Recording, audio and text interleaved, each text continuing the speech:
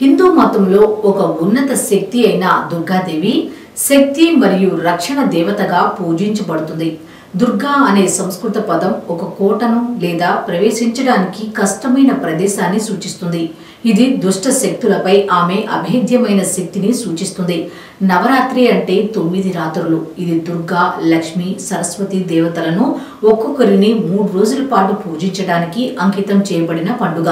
నవరాత్రి ముగింపు విజయదశమి, విజయం యొక్క 10వ రోజు. ఇది మహిషాసురుడు అనే రాక్షసుడిపై దుర్గాదేవి సాధించిన విజయాన్ని జరుపుకుంటుంది. ఇది మంచిపై చెడు విజయాన్ని మరియు మనలోని ప్రతికూల శక్తుల నాశనాన్ని సూచిస్తుంది. ఈ పండుగ ఆత్మ నిగ్రహం, సానుకూల లక్షణాలను పెంపొందించడం మరియు ఆధ్యాత్మిక విముక్తి అంటే మోక్షం పొందడానికి జ్ఞానాన్ని వెతకడం యొక్క ప్రాముఖ్యతను శక్తివంతంగా గుర్తు చేస్తుంది. శ్రీ దుర్గాదేవి అలంకారం నవరాత్రి సమయంలో వ్యక్తీకరణలు. నవరాత్రి సమయంలో దేవత వివిధ రూపాలలో అలంకరించబడుతుంది. వీటిని అలంకారాలు అని పిలుస్తారు. ప్రతి ఒక్కటి ఆమె దివ్యశక్తి యొక్క నిర్దిష్ట వ్యక్తీకరణ లేదా అంశాన్ని సూచిస్తుంది. ఈ అలంకారాలు నిర్దిష్ట చీర రంగులు, నైవేద్యాలతో పాటు ఆలయ సంప్రదాయాలు, ప్రాంతీయ ఆచారాలను బట్టి కొద్దిగా మారవచ్చు. నవరాత్రి 8వ రోజున దేవత ప్రత్యక్షంగా శ్రీ దుర్గా దేవిగా పూజించబడుతుంది.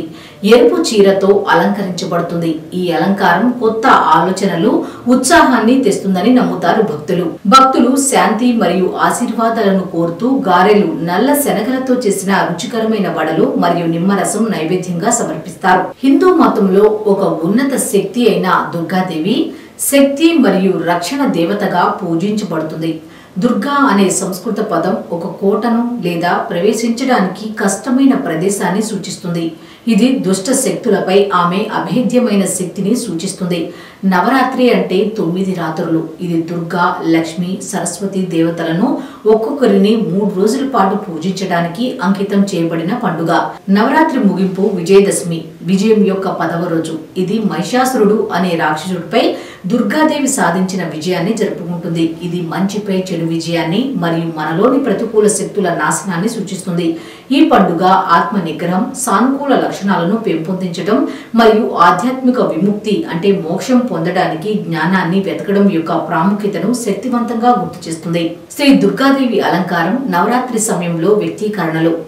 నవరాత్రి సమయంలో దేవత వివిధ రూపాలలో అలంకరించబడుతుంది. వీటిని అలంకారాలు అని పిలుస్తారు. ప్రతి ఒక్కటి ఆమె దివ్యశక్తి యొక్క నిర్దిష్ట వ్యక్తీకరణ లేదా అంశాన్ని సూచిస్తుంది. ఈ అలంకారాలు నిర్దిష్ట చీర రంగులు, నైవేద్యాలతో పాటు ఆలయ సంప్రదాయాలు, ప్రాంతీయ ఆచారాలను బట్టి కొద్దిగా మారవచ్చు. నవరాత్రి 8వ రోజున దేవత ప్రత్యక్షంగా శ్రీ దుర్గా దేవిగా పూజించబడుతుంది. ఎరుపు చీరతో అలంకరించబడుతుంది. ఈ అలంకారం కొత్త ఆలోచనలు, ఉత్సాహాన్ని తెస్తుందని నమ్ముతారు భక్తులు శాంతి మరియు ఆశీర్వాదాలను కోరుతూ గారెలు, నల్ల శనగలతో చేసిన రుచికరమైన వడలు మరియు నిమ్మరసం నైవేద్యంగా సమర్పిస్తారు.